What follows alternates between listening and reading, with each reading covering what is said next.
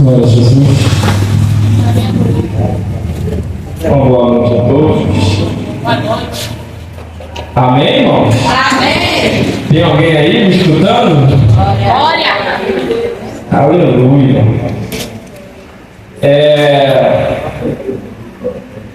Hoje a gente vai ser um pouco mais leve, um pouco mais técnico, tá?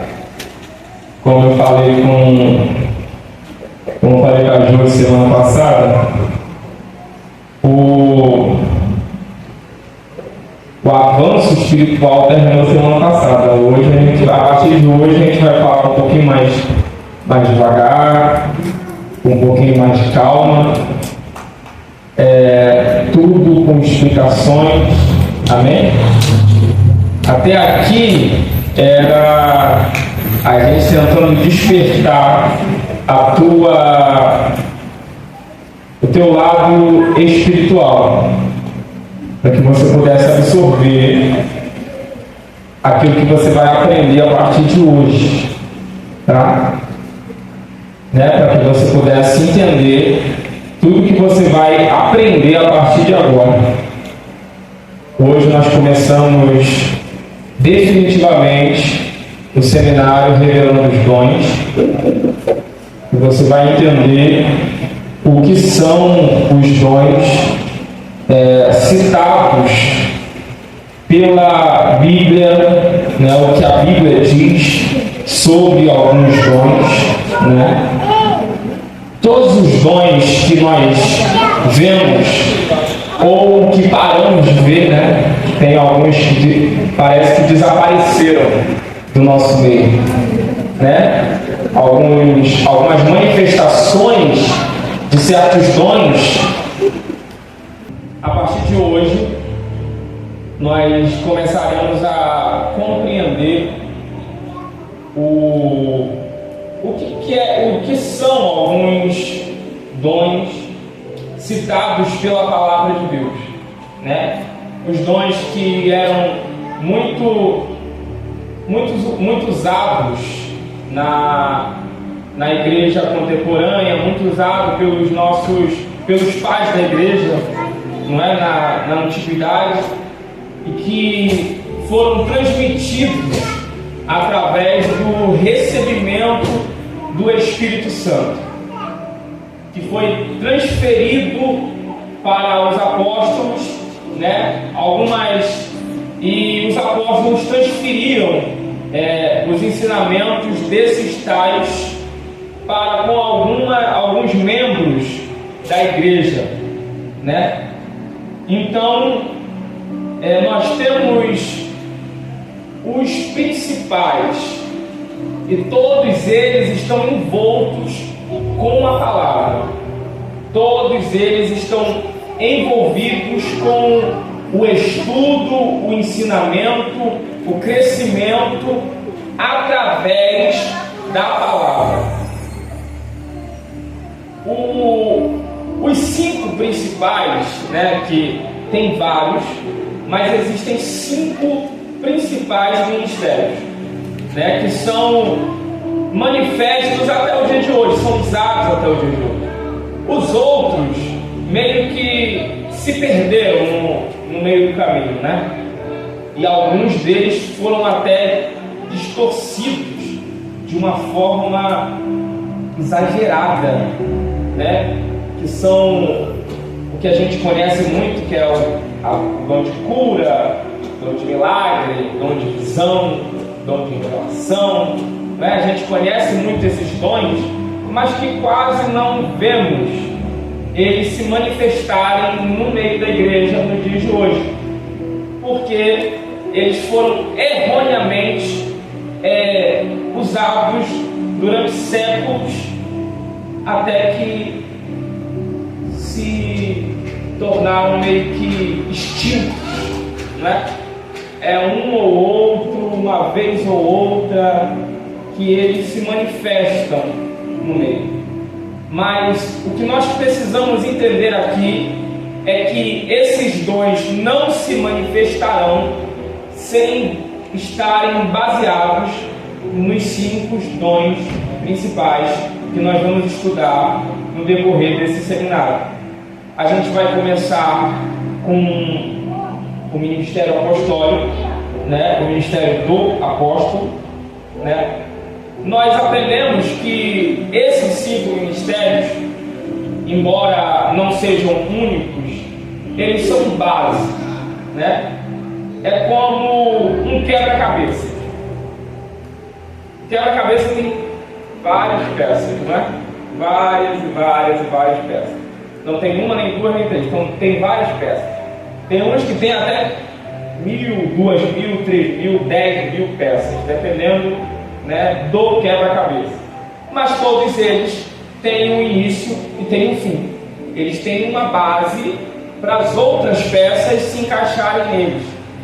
E normalmente quem monta quebra-cabeça começa sempre pelos cantos, porque você encontrando os cantos fica mais fácil encontrar o resto para montar todo o quebra-cabeça. Assim também são os 5 ministérios na igreja. Você estando baseados nesses 5 ministérios, você consegue então achar o resto do quebra-cabeça. Você consegue então se encaixar no meio desse emaranhado que é o reino de Deus e o mundo espiritual. A gente tem muitos outros dons. Tem visão, cura, revelação, socorro, não é? Amor e vários. Todos eles precisam estar baseados na palavra. Amém? Vamos começar falando no livro de Efésios, no capítulo 4, no versículo 11.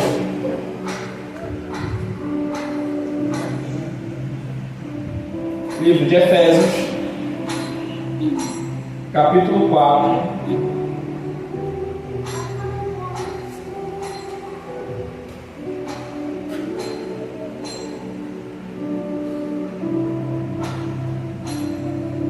Versículo 11.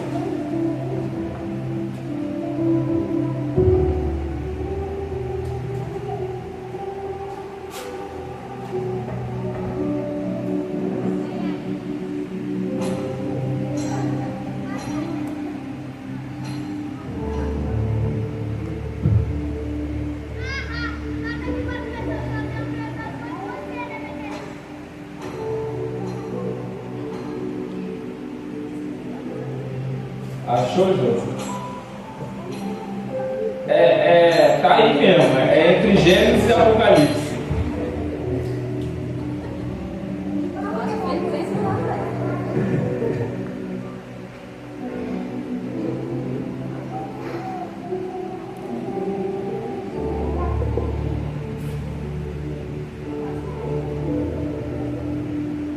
Chega lá, tá?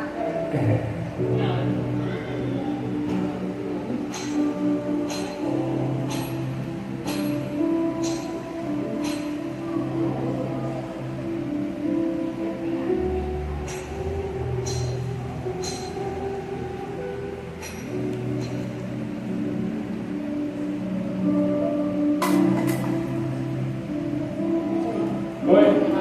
Ô, glória.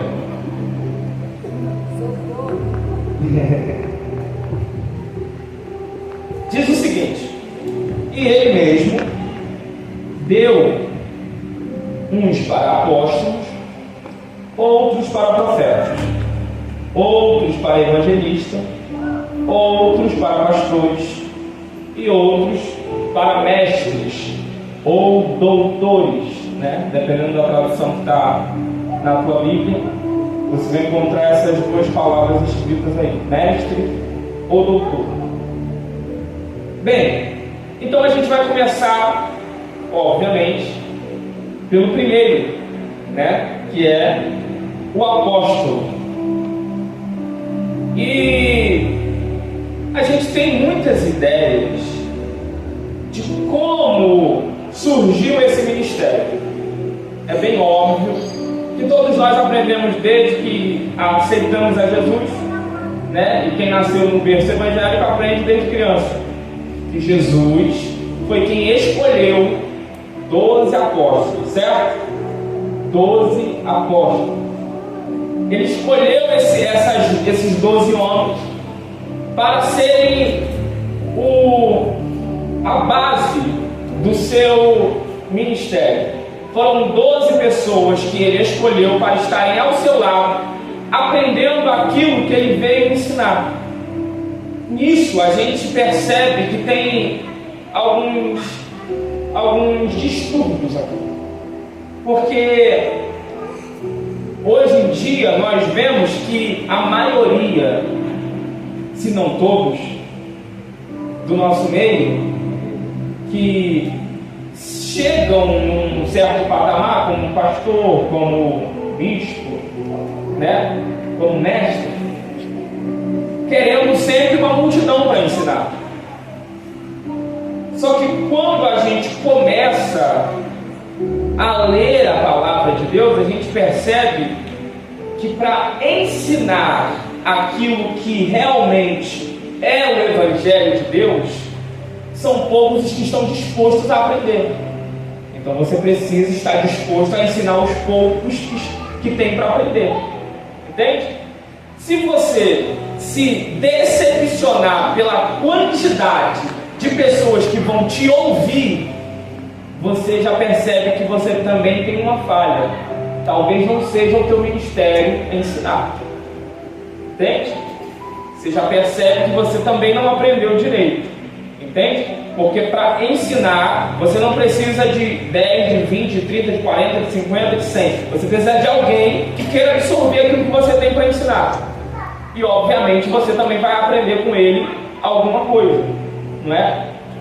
Porque eu imagino a vivência de Jesus com os apóstolos, que era uma vivência de amizade, que era mais ou menos assim. Jesus aprendeu com os apóstolos justamente tudo que ele não devia fazer como homem. Porque tem gente que te ensina a não ser igual a ela. Isso já é uma lição, é um negócio bom. Entendeu? E eles aprenderam com Jesus como eles deveriam ser. Então, é uma aula vivida. E disso a gente vai ver no decorrer da vida de todos eles. Porque todos eles aprenderam o que Jesus ensinou. Nenhum deles se desviou dos ensinamentos de Jesus. Nenhum. Embora alguns deles ainda tivessem o pensamento cultural da época, eles foram expandindo esse pensamento conforme foi passando o tempo. Mas, primeiramente, eles aprenderam a seguinte coisa: ouvir. Porque qualquer um que foi chamado por Jesus não pode, de maneira nenhuma, falar se não ouviu. Se não ouviu, não tem como falar. Se não sentou com Jesus para ter lições, não tem como dar lições. Daí a palavra apóstolo. A palavra apóstolo, ela tem a linguagem original no grego, que significa enviado. Eu não vou enviar ninguém que não aprendeu. Não é? Você iria se consultar com um médico que nunca foi numa faculdade de medicina? Aí ele sentiu de Deus de abrir a clínica e ele vai atender pessoas. Você iria lá? Então como é que você pode ir a uma igreja e congregar com alguém que nunca congregou? Ele sentiu de Deus porque ele ouviu algumas coisas e disse: não concordo com isso, não concordo com aquilo, não concordo com aquilo. Deus me ungiu a pastor porque eu sei mais do que o que eles ensinam por aí. Vou abrir uma igreja. Abre uma igreja. Você vai congregar com alguém desse jeito? Como é que ele pode dizer que foi enviado por Deus se ele nunca sentou para aprender? Como é que ele pode dizer que Deus o colocou se ele nunca sentou para aprender? Então você precisa observar essas coisas. E eles foram escolhidos por Jesus para levar a sua mensagem ao mundo, né? Enviados. Apóstolo enviados. Eles foram escolhidos para espalhar o Evangelho. Mas, de novo, vou repetir: não dá para espalhar um Evangelho que você não aprendeu, né? Você lê a Bíblia à sua maneira, você lê a palavra à sua forma, interpreta da sua forma, e aí você dissemina, né? Você diz: não, é isso aqui que quer dizer. E às vezes não é.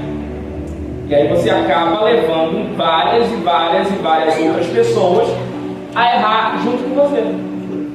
Entende? Então, a primeira lição de alguém que é apóstolo é sentar para aprender. O estudo é extremamente necessário para qualquer um que siga o Evangelho de Jesus, né? Qualquer um que siga o Evangelho de Jesus necessita estudar. Seja fazendo curso teológico, seja indo para uma faculdade, seja fazendo o que for, ele precisa estudar. Mas, Tiago, eu não quero ser pregador. Mas você precisa estudar. Eu só quero ser membro da minha igreja, eu só quero limpar a igreja, eu só quero fazer parte do corpo. Você precisa estudar. Mas por que eu preciso estudar, Tiago? Porque você precisa saber o que está sendo dito ali. Entende? Você precisa entender o que está sendo dito ali. E mais, como que você vai conversar com alguém que não é crente se você também não sabe o que dizer a ela? Todos nós somos apóstolos de uma certa forma, embora não seja um cargo, né, exatamente, mas todos nós somos apóstolos de uma certa forma, porque de repente alguém percebe que você é crente, de repente pela tua conduta, de repente pelo teu jeito de ser, e a pessoa se confunde e diz assim: rapaz, você não parece ser uma pessoa comum, tu é crente, né? Aí quando ela percebe que você é crente, ela começa a se achegar, a contar segredos, porque ela quer ouvir algum conselho. Mas que conselho dá se você não sabe nada? Porque o crente precisa aconselhar à luz da Bíblia. O crente precisa falar à luz da Bíblia. Já imaginou? Uma mulher que está já à beira do divórcio, chega para uma irmã da igreja e diz assim: irmã, eu vou divorciar aquele homem, que aquele homem não presta, que isso, que aquilo outro. A irmã nunca estudou a Bíblia, nunca leu a Bíblia, não sabe nada. O que ela vai dizer? Separa mesmo. Se ela tralha, se não presta. Você merece coisa melhor. Tu é bonita pra caramba, ele é feio a peça. Separa mesmo. Não tem dinheiro, vive trabalhando e ganhando pouco. Você merece mais.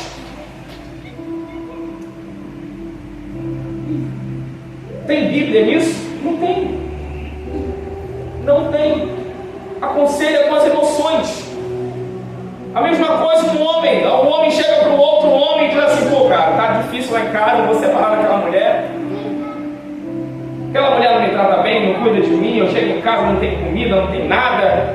Vou procurar ela de noite também, não quer, me chuta para o lado. O que o homem sem Deus vai falar? Separa mesmo. Separa mesmo, tu merece coisa melhor. Tem mulher abessa por aí, tu pode pegar uma por semana.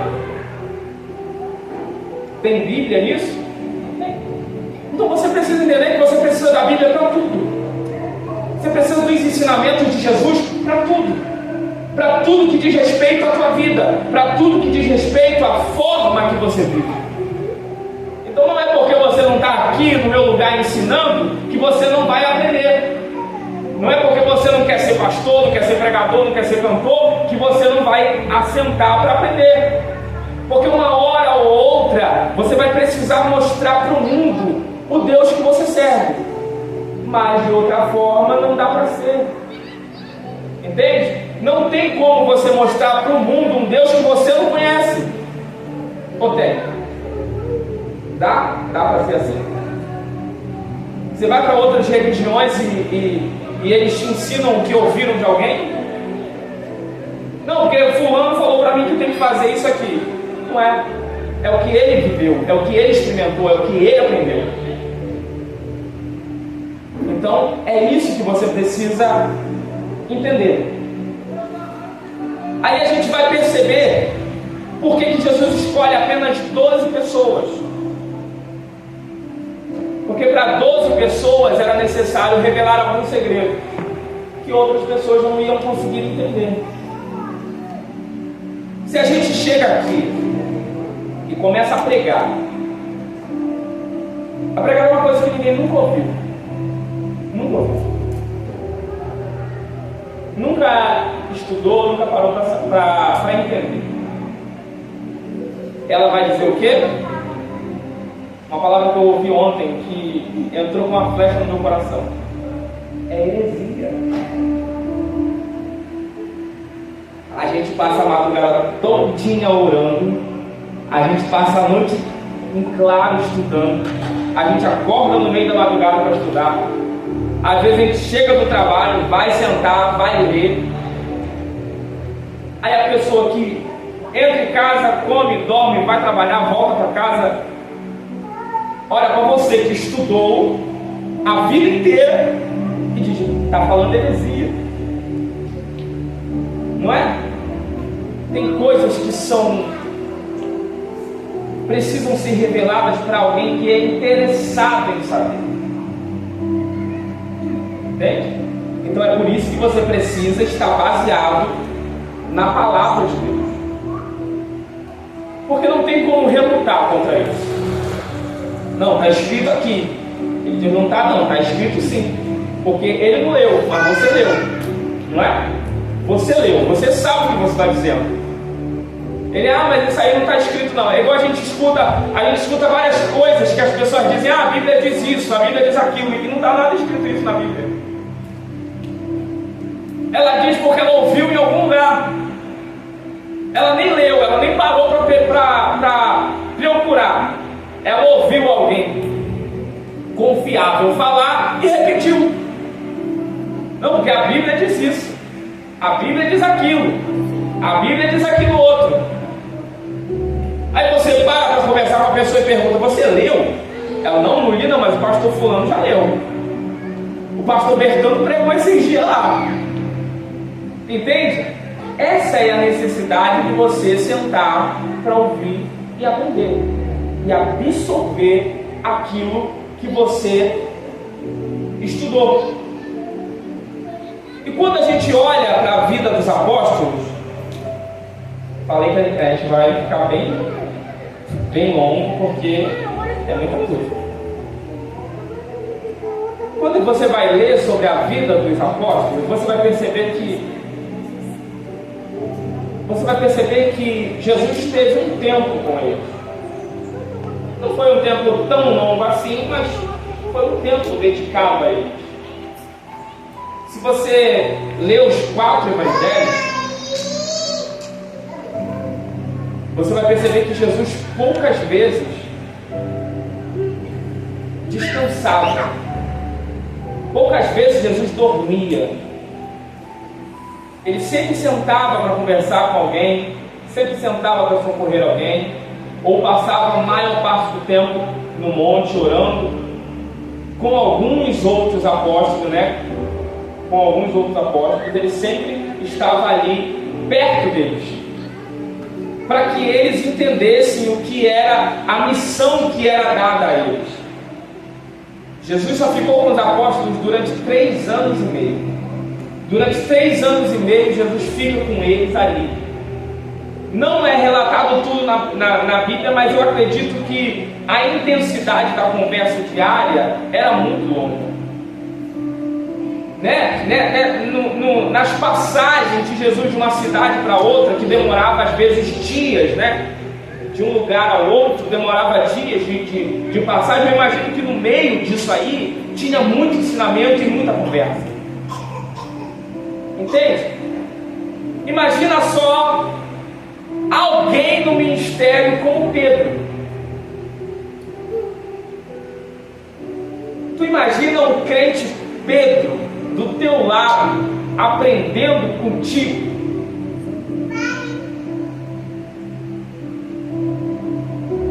Imagina o Tomé.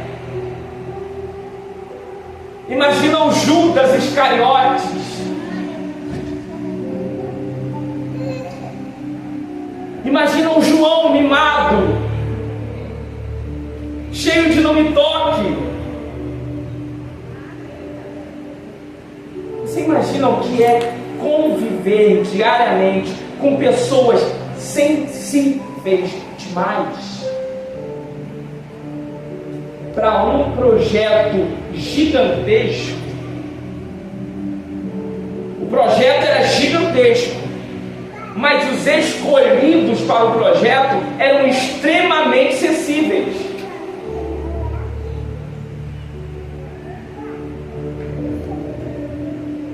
Quando a Bíblia diz que João deitava no peito de Jesus, e talvez você diga assim: nossa, João não era muito amigo de Jesus. É nada. É gente carente que quer atenção toda hora. Que se tu não ligar, ele não vem no culto. Se tu não for visitar, tu não gosta dele. Se ele passar por você e você não der a paz do Senhor para ele, ele vai reclamar o ano todinho.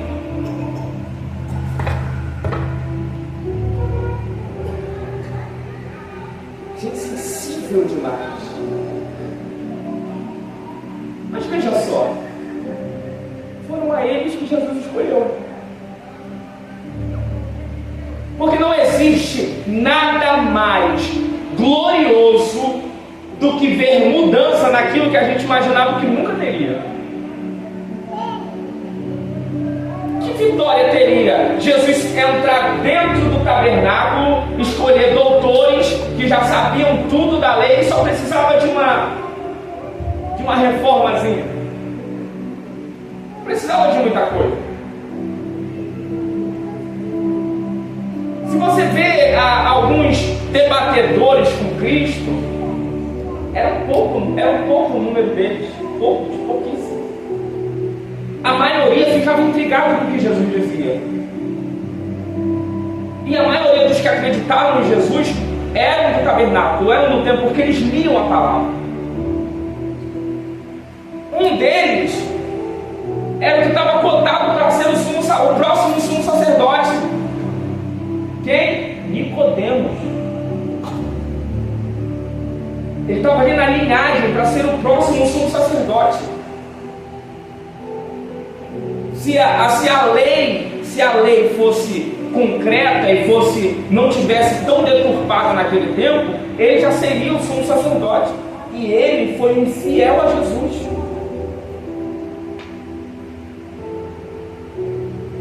Mas ele tinha uma pulga atrás da orelha. O que ele fez? Foi atrás de Jesus. Ele disse: Senhor, me esclarece uma coisa, porque eu sei que você é um homem de Deus, e ninguém pode fazer o que tu faz se não vier de Deus. Jesus fala comigo, o que tu quer? Ele diz: como eu farei para obter a vida eterna? Jesus diz assim: é simples, nasce de novo.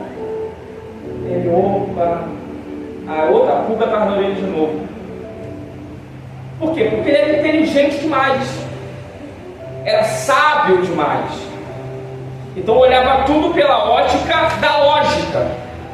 Ele ainda não tinha esse despertar espiritual, né? Porque crente espiritual é diferente. Crente espiritual é tudo espiritual. É vassoura de fogo, é anjo, é espada, não é? É guerra, é glória. Se tu fala com um crente espiritual, ele vai te entender rapidinho. Mas um crente lógico, um crente sensato ali, vidrado naquilo que é básico, ele vai demorar um pouco para te entender. Aí Jesus precisava trazer ele para o lado espiritual. Era só esse ajuste. Não era muita coisa, era só um dado. Mudou o pino, virou um servo perfeito.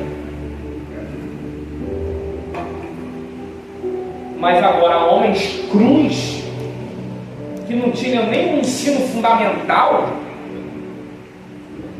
que eram leigos literalmente em tudo, nasceram trabalhando e viveram trabalhando a vida inteira. Cada um tinha um jeito, cada um era de uma forma, cada um tinha uma personalidade. O que a gente chama, a palavra decorrente é gênio, né? Um tinha um gênio forte, outro tinha um gênio mais ou menos, outro tinha um, né? E Jesus percebeu que ele precisava trabalhar com esses. Mas por que Jesus queria pessoas normais? Né? Normal é bem entre aspas, tá? Porque normal fala para normal. Normal fala para normal. Normal fala para normal, para comum. Não é? Se eu tivesse discursando para pessoas letradas, as palavras seriam diferentes. Teriam que ser diferentes.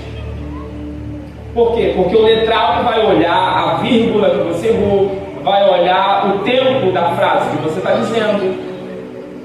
Não é? Você não só está pregando, como está sendo avaliado. É assim que funciona quando você está diante de doutores. E foi isso que chamou a atenção dos sacerdotes com Jesus. Porque Jesus, ele mudava não o centro da mensagem, mas ele mudava a forma de falar a mensagem dependendo do público que estava ouvindo. Tiago, isso é heresia, não é heresia. Você nunca leu a parábola do filho e do pai? Você nunca leu a parábola das ovelhas? Você nunca leu a parábola da moça que perdeu a dracma dentro de casa? Nunca leu você nunca leu essa história? Você percebe ali a forma de Jesus mudar o discurso conforme o público está ouvindo. A parábola do filho pródigo, Jesus está falando com pessoas que tinham dinheiro, que tinham uma herança para dividir. Ele está falando de negócios. Ele está falando com alguém que tem negócios e sabe o dever de divisão de bens. Só que aí de repente ele olha para pastores, para gente que cuidava de ovelha, e diz assim: olha, tinha um pastor que tinha 100 ovelhas.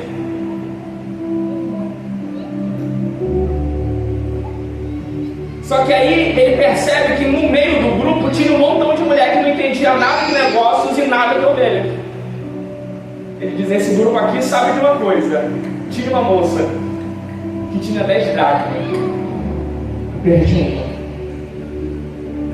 Ele muda o discurso para o público. Se você ler o Evangelho de Lucas, você vai ver que os fariseus ficavam impressionados com a forma que ele falava. E você acha que é fácil impressionar um doutor?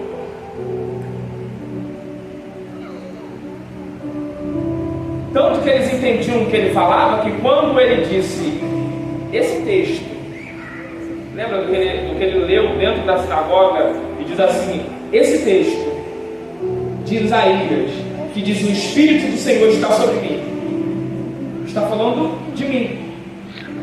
Todos os doutores, ninguém do público, todos os doutores, esse homem está falando mentira, porque eles entenderam o que ele quis dizer. O povo não entendeu, mas eles entenderam. Então a forma de você falar com alguém que vai parar para te escutar, ela precisa ser da forma que você aprendeu. E você precisa dividir essa mensagem. Entende? Para o público simples e para quem talvez seja um pouco mais entendido na linguagem. E a gente vê muita discussão hoje em dia, se tem, se não tem, se é, se não é, a gente vê muito isso. Hoje em dia a gente ainda percebe uma certa, né,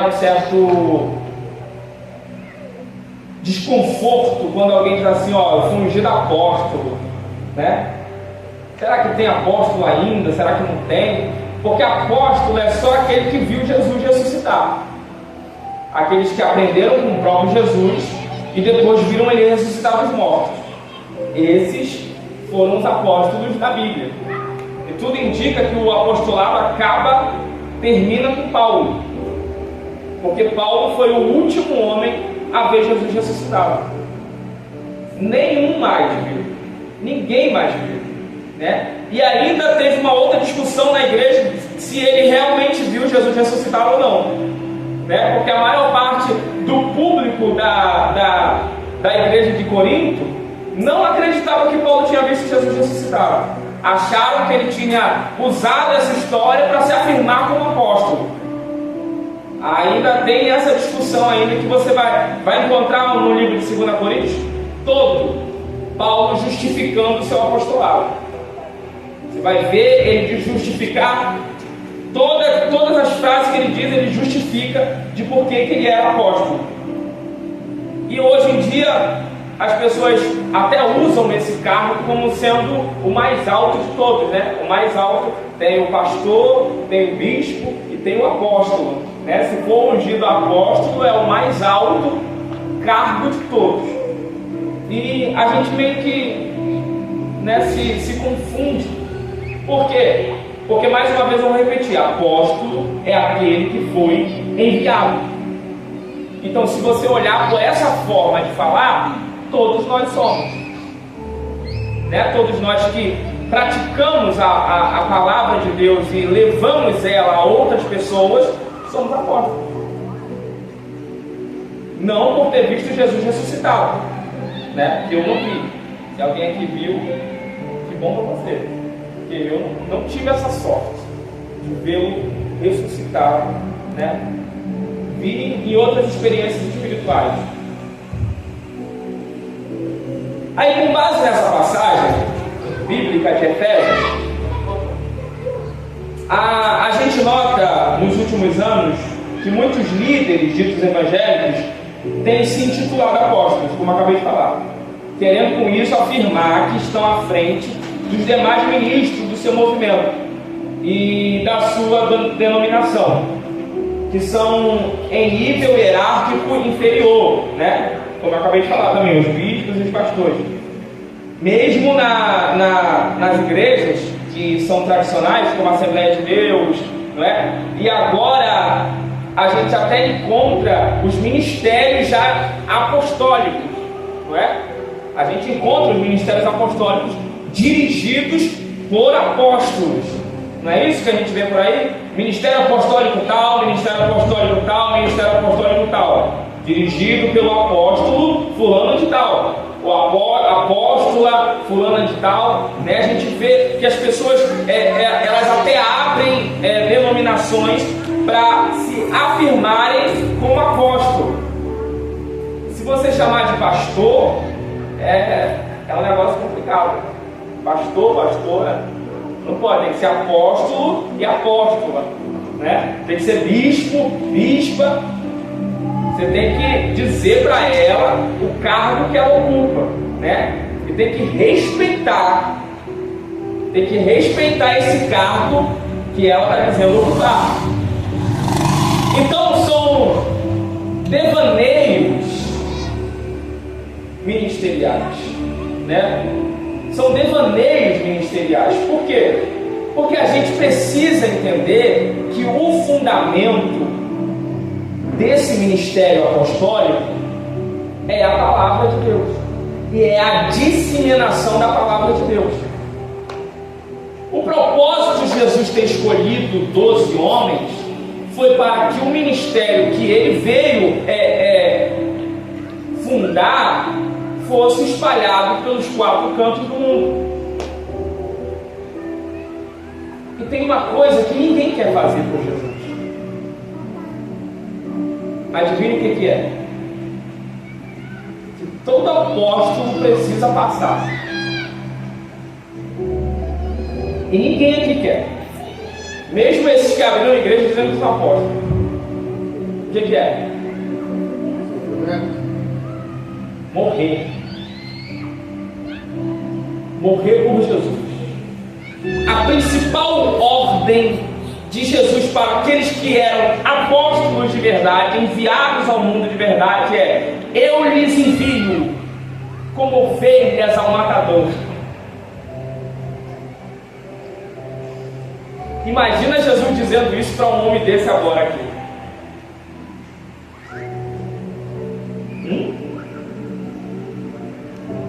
Gente, você sabe o que é? Você tem ideia do que é alguém colocar você em uma mesa e a sair arrancando unha por unha sua, dizendo: negue a Jesus, negue a Jesus que eu paro, negue a Jesus que eu paro, negue a Jesus que eu paro, negue a Jesus que eu paro.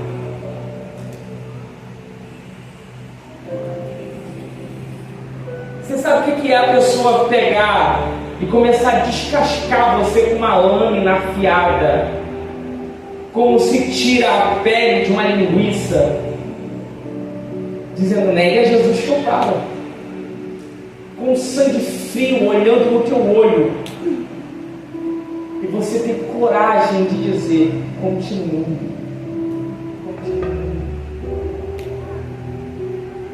Você sabe o que é ser crucificado em praça pública, sem roupa?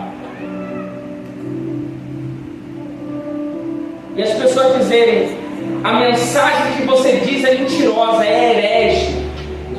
Nós vamos te apedrejar até a morte se você não negar a mensagem que você está pregando. E você tem coragem de olhar para o céu, debaixo de pedradas, e continuar afirmando: eu vejo Jesus de pé à direita de Deus.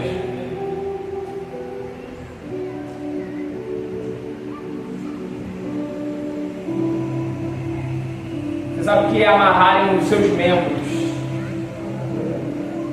em cavalos de corrida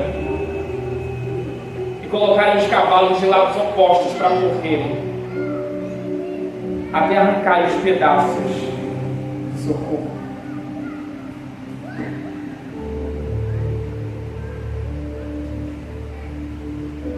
Você sabe o que é ferver em um caldeirão de azeite, te jogar dentro, que você não negou ainda. Você sabe o que é te colocarem dentro de um touro feito de bronze, sem roupa, molhado, e acenderem uma fogueira embaixo do touro, para você ir cozinhando devagar enquanto o touro esquenta. E a única forma de respirar é por uma trombeta colocada na boca do touro, que enquanto você berrasse de dor, parecia que o touro estava mungindo para a diversão dos que estavam do lado de fora. Você sabe o que é inaugurarem um grande estádio para fazer shows para entreter os nobres da sua cidade? E a diversão seria o quê? Vocês seriam enrolados em peles de animais mortos e colocados no meio da arena, para os leões poderem correr atrás de você até pegar. E quando os leões te pegassem, as pessoas levantassem e aplaudissem. Você ser devorado em público por um leão faminto. Você se diria apóstolo de Cristo ainda?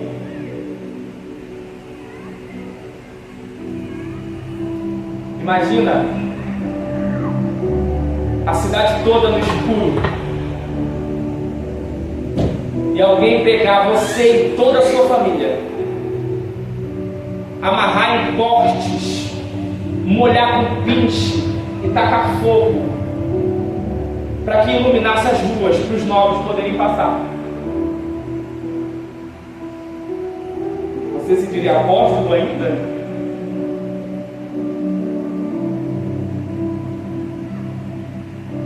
Imagina, pai, homem de Deus, homem que lê a Bíblia, prega o Evangelho com todo amor, pegarem sua esposa e seus filhos e colocarem na sua frente e dizer: você nega Jesus, eu corto a garganta dela. Você teria coragem de ainda dizer: pode cortar, porque eu não vou negar Jesus. Cortassem a garganta da sua filha caçula na sua frente, e o sangue derramasse nos seus pés, e eles continuassem: vai negar Jesus agora? Você dissesse: não, não vou negar em Jesus agora. Cortasse a garganta do outro filho, e assim fosse cortando até chegar na sua esposa, e você ter coragem de olhar para ele e dizer assim: se apresse em matá-la e me matar, porque quero encontrar com o meu mestre. Teria coragem de ser esse apóstolo? Você teria coragem de ser erguido em praça pública para que as pessoas simplesmente por diversão, porque era divertido, quebrarem osso por osso do teu corpo para te ouvir gritar, porque você prega uma mensagem que eles não querem ouvir?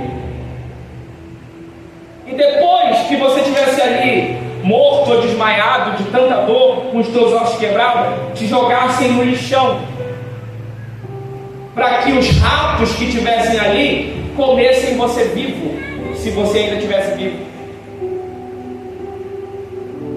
Porque dependendo do teu nível de saúde, você não morre rápido. Só porque você pregou uma mensagem que confrontou aquilo que eles viviam. Só porque você disse que eles adoravam a um Deus que não era o Deus que devia ser adorado. Só porque você disse que servia a um homem que era simples, carpinteiro, e que morreu na cruz por amor à humanidade, que não merece ser amada. Você ainda se diria enviado de Deus?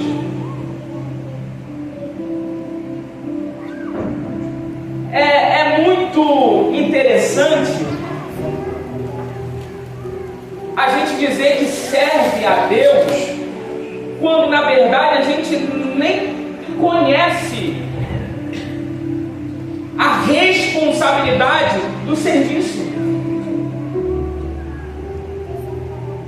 Porque quando eu me torno um seguidor de Cristo e começo a ter algumas regalias, não é que eu começo a manifestar algumas especialidades de além de alguém, por exemplo, ensinar, pastorear, louvar, o que nasce no meu coração é a vontade de ser servido. Tem que me respeitar porque eu sou fulano, tem que me respeitar porque eu sou isso, quando na verdade o livro de Atos, no capítulo 6, dizem que nós que servimos a Jesus somos apenas diáconos.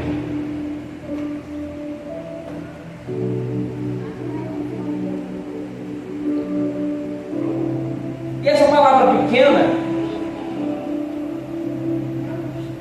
ela vem do grego diakov, que quer dizer servo.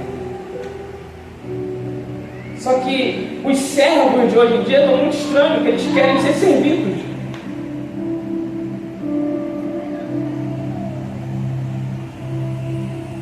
A geração que se levanta hoje é extremamente estranha,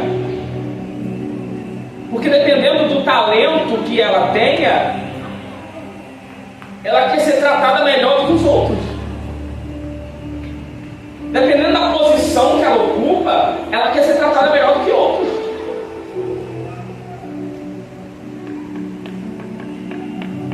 E quando na verdade a nossa ocupação no reino inteiro é de servo. Ou tu já esqueceu que quando a mãe de João chega para Jesus e diz assim: Senhor, deixa eu ter uma conversa aqui contigo. Você sabe que o meu filho te ama. Na verdade, os meus 2 filhos te amam. E eles estão prontos a te servir até o fim. O que o Senhor acha de colocar um à sua direita no teu reino e o outro à tua esquerda? Eu imagino a cara que Jesus fez com essa mulher na hora. Porque pela ênfase da frase, com certeza a cara não foi boa.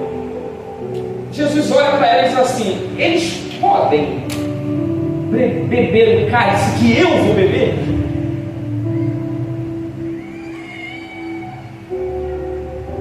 E se eles puderem, eles vão mostrar ao Pai que eles são dignos de sentar um do lado e outro do outro.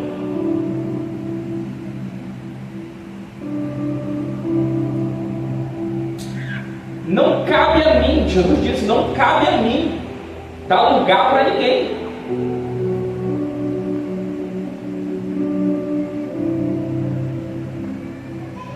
E o que mais a gente encontra hoje em dia é pessoas querendo lugar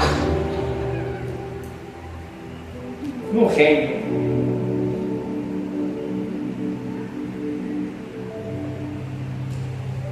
Querendo lugar no reino. Querendo posição no reino e se achando superiores a outras pessoas pela posição que ocupa.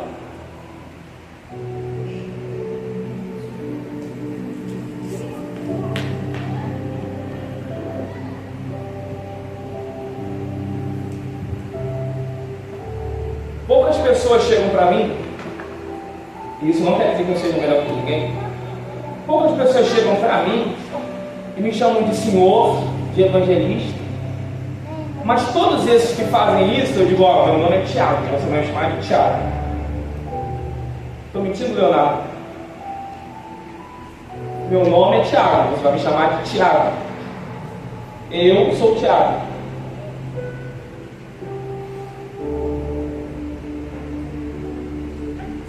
Porque a posição que eu ocupo, ela não é maior do que eu.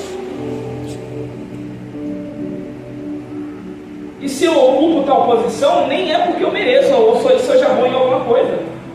É porque alguém viu graça em mim. Também não sei porquê. Mas isso não quer dizer que eu sou superior a alguém.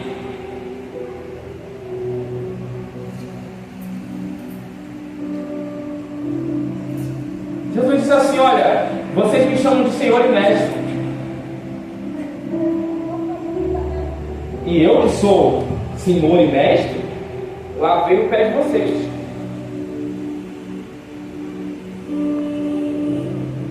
Você entende a dimensão do ensinamento do apóstolo? Qualquer pessoa que guarde a palavra de Deus, é por isso que você precisa entender que o ministério é envolto na palavra. Você vai entender que todas as vezes que Jesus enviou os apóstolos e fez ele entender que eles eram pessoas que iriam guiar outras pessoas, era fazê-los entender que a posição deles não era maior do que o caráter. Quanto mais cheio de Deus, mais eloquente na palavra, mais poderoso nos milagres, mais cheio de unção, mais humano você precisa ser. Mais gentil você precisa ser. Mais servo você precisa ser.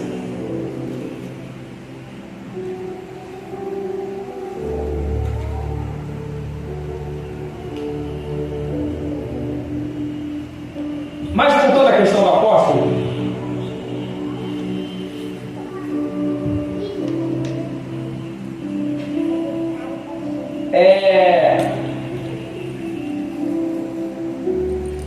tem também em outras linguagens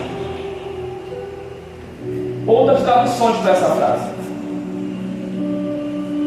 A gente tem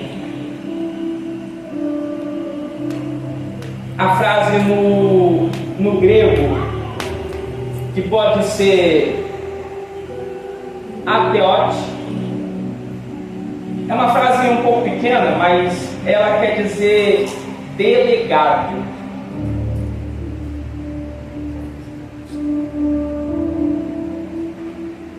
E tem também que pode dizer enviado, que eu já falei, ou despachado. Delegado, enviado e despachado. Só estou vendo uma pessoa anotando até agora, vou repetir até todo mundo anotar. Ateote significa delegado, enviado, despachado. Todas derivam do mesmo verbo. Todas derivam do mesmo verbo. Aposteu, que significa enviar e despachar. Todos vêm do mesmo verbo.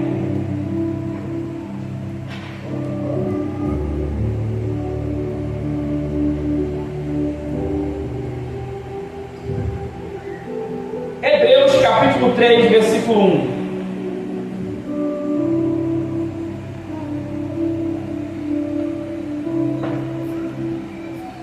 Hebreus capítulo 3, versículo 1.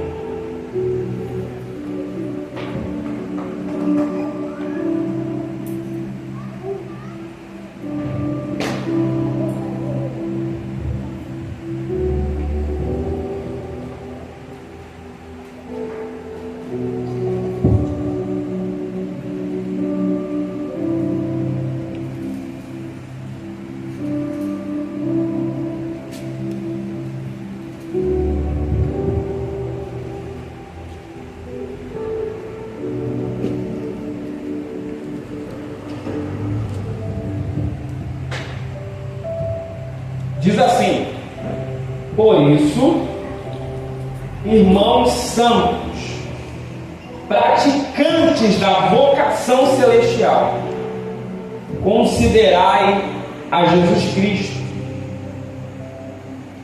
apóstolo e sumo sacerdote da nossa confissão. Por que Jesus é apóstolo? Porque Jesus foi enviado por Deus, né? Jesus foi enviado por Deus, como disse o profeta Isaías. O profeta Isaías disse que o reino de Deus era tão somente espiritual, mas em toda a sua glória ele também se veste de carne para habitar entre os homens. Essa é uma relação daquilo que aconteceria futuramente. Jesus seria enviado para a terra para poder morrer por nós, né? Para poder estar no nosso meio, para fazer com que nós tivéssemos essa redenção. E ele é sumo sacerdote porque é o que fez também o sacrifício. Ele não só era o sacrifício, como também era o que executaria o sacrifício. Tudo era feito por ele mesmo. Por isso ele é o apóstolo e também o sumo sacerdote. Dessa mesma forma, a gente precisamos entender Cristo sendo apóstolo como sendo o sumo sacerdote da igreja. Aí eu pergunto a você, fazendo mais um exercício de humildade: como que Jesus, sendo o apóstolo e sendo o sumo sacerdote, foi capaz de fazer tudo o que fez com os pés no chão?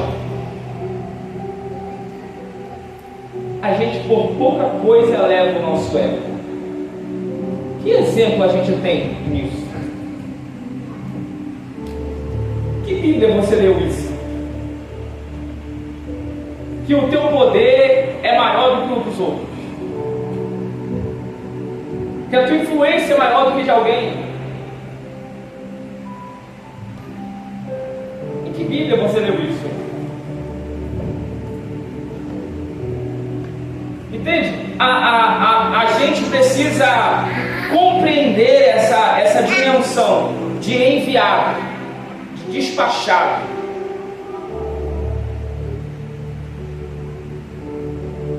E isso denota também um papel de confiança. Será mesmo que Deus deve confiar em você? Será?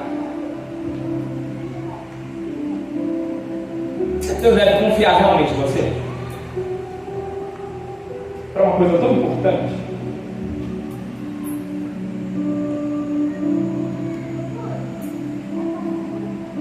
Eu acredito que nesse 1 ano que a gente vai ficar tendo esse estudo, você vai ter a dimensão do que é a função que você precisa exercer. Que embora a gente não saiba de algumas pessoas ainda, né, qual a função que ela vai se encaixar, porque até os que já sabem, eles desprezam o que ele recebeu.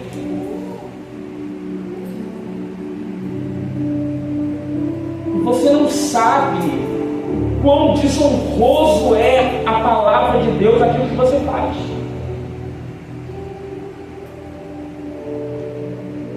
Eu não vou não porque eu estou com vergonha. Eu não vou não porque eu não consigo falar em público. Mas vem cá, quem foi que te escolheu para isso?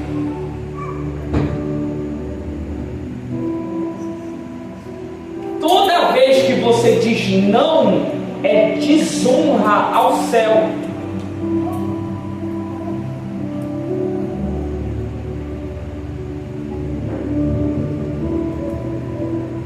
Eu vou repetir para você, porque para ver se você consegue fazer ecoar dentro de você isso aí. Toda vez que você diz não, é desonra ao céu.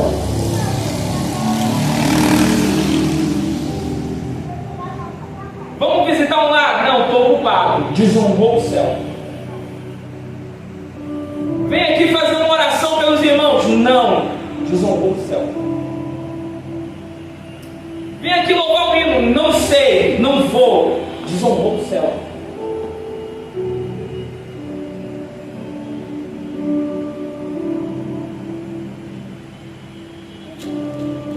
É desrespeitoso.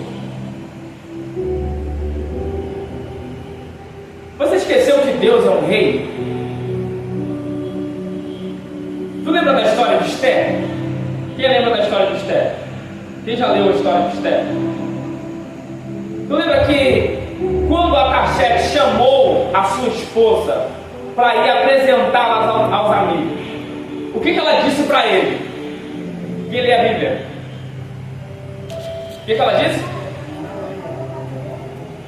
Ela disse: eu não vou porque eu estou ocupada com o meu próprio banquete. Aí o que ele diz? Pode mandar matar ela. Escolhe outra esposa para mim.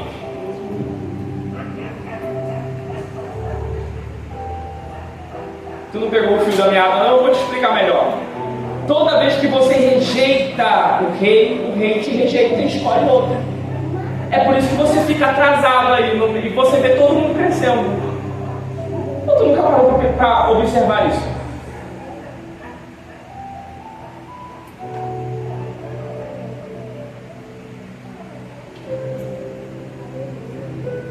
Você devia dar graças a Deus que Ele não te matou. Ele só escolheu outro no teu lugar.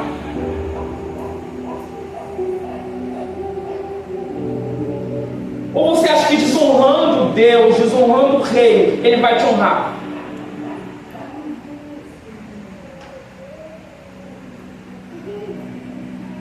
Como eu sou espiritual, eu sou espiritual. Parece não, mas eu sou espiritual. Eu vou falar de uma linguagem espiritual para você entender o que eu estou dizendo. As tuas orações não são ouvidas. É por isso que você pede, e nada acontece, nada muda.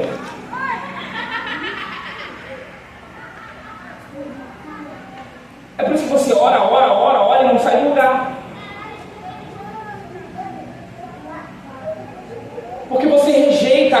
Deus decretou para você já. Você invalida a promessa de Deus na tua vida e quer que Deus ouça as tuas orações. Olha que coisa.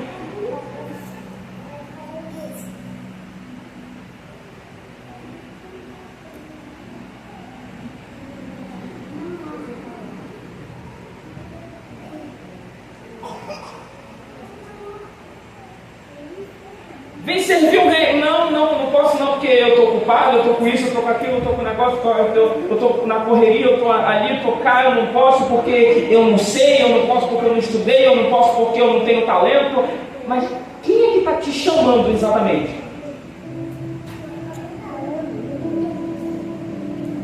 Ou tu esqueceu quando ele chamou Moisés? Moisés falou, não, Senhor, o Senhor falou pro cara errado. O Senhor falou pro cara errado. Eu falei esse dia com a minha esposa, eu estava vendo um documentário lá, aí um cara que estava aparecendo lá era novinho, né? Só que Moisés, quando teve um encontro com Deus, ele tinha 81 anos. Tu sabe que é um senhor de 81 anos subiu uma montanha de quase 8.000 metros de altura? No cume!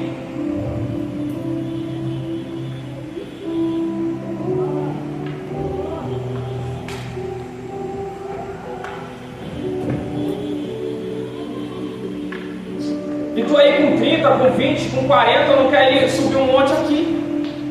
Eu até falei pra trás, eu falei, se eu subir aqui eu estou morrendo.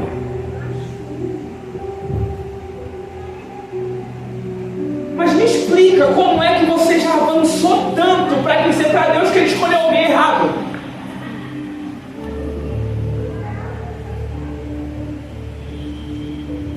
Ou talvez você já se esqueceu de quem você era?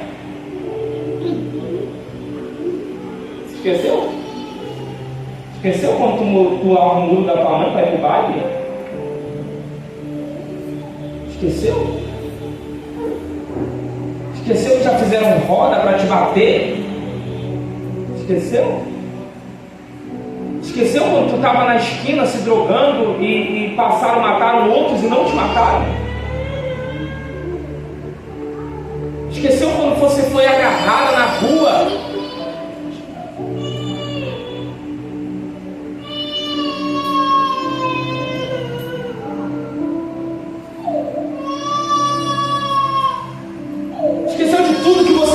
Até aqui? Ou tu acha que o teu trajeto todo é por acaso, é sorte? Quanto outras pessoas já perderam a vida por muito menos.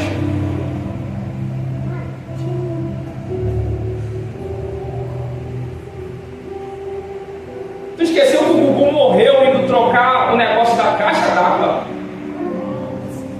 E tu já foi atropelado, sofreu um desastre, está aí vivo?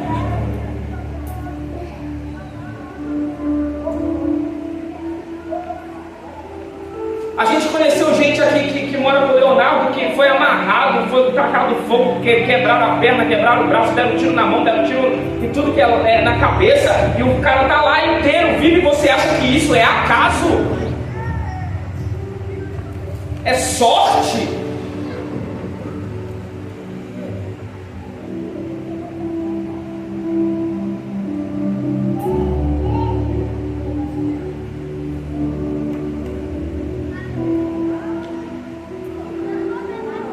Quando teve uma mulher que só levou um susto e morreu de infarto. Ela só levou um susto. Não bateram, não deram tiro, não fizeram nada. Só levou um susto e morreu de infarto.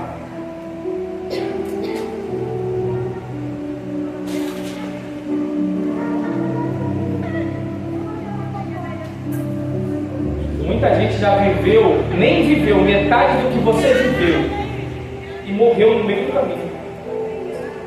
E tu já viveu muito mais coisa. Tu já passou por muito mais problema. E tu tá aí, ó, vivo, inteiro. Tu acha que isso é por acaso?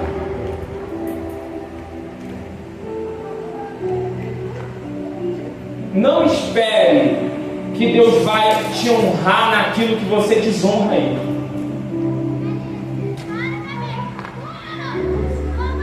Ele só vai te enviar para as nações depois que você aprender.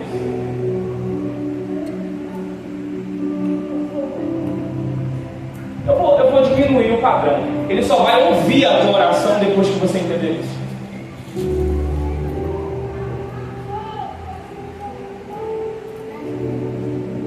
Quando você aprender a honrar a palavra e o que está escrito nela, as tuas orações serão recebidas no céu.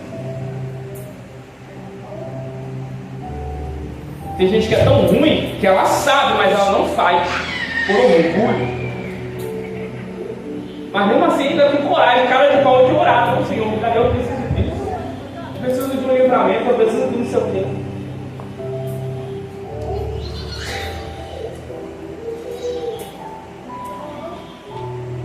Quando Pedro nega Jesus, e Jesus observa o orgulho no coração de Pedro,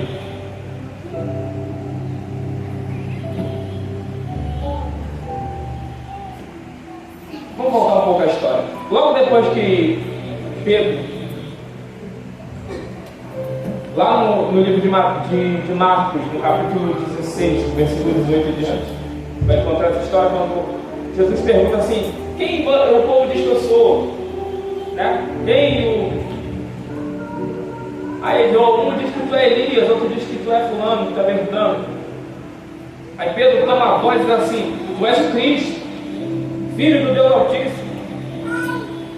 Aí Jesus olha para ele e diz assim: ó, bem-aventurado és, Simão Barjona, que não foi a carne nem sangue que tu revelaram, mas foi o próprio Deus. Ele fica orgulhoso, porque depois daí ele vai sentar na mesa com Jesus e vai dizer: Senhor, eu estou pronto para morrer contigo. Entendeu o perigo de certas ousadias espirituais de algumas pessoas? Jesus disse: não, tu não está pronto ainda não, mas eu ainda tenho uma última lição para te dar. Ele diz assim: Senhor, então o que o Senhor vai me ensinar agora? Eu vou te ensinar uma coisa. Hoje mesmo tu vai me negar. Amanhã, ano que vem? Não, é hoje vai ver.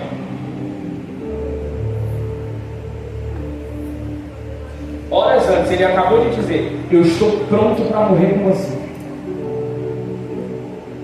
Horas depois, alguém chega e na cara dele diz assim: você andou com ele. Diz: eu? Eu não. Andei não. Ué, mas você se veste igual a ele? Eu falo: não, está enganado.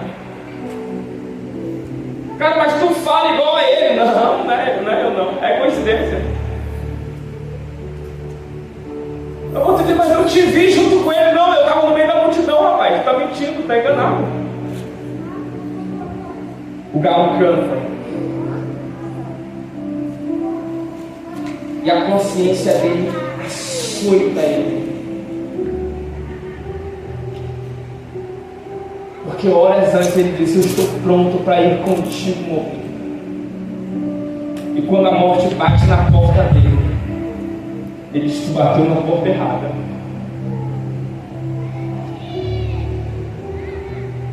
Tu se enganou de porta, não é aqui comigo não.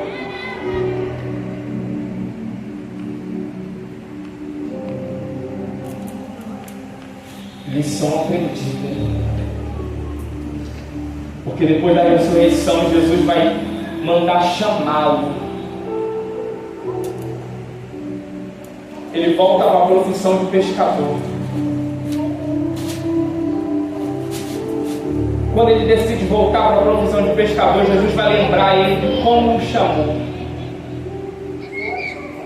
Porque, incrivelmente, naquele dia, ele também não pega nada. Porque se tem uma coisa que Jesus faz com quem realmente é escolhido, é o que está acontecendo contigo hoje, despertando a tua consciência para o dia que tu foi chamado. Que alguma coisa aconteceu no caminho com você. por alguma razão você não absorveu os ensinamentos. Mas nessa primeira parte, você precisa entender isso.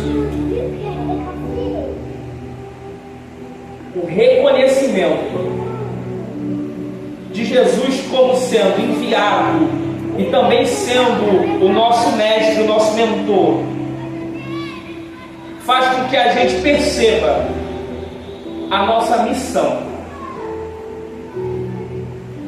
Fique de pé.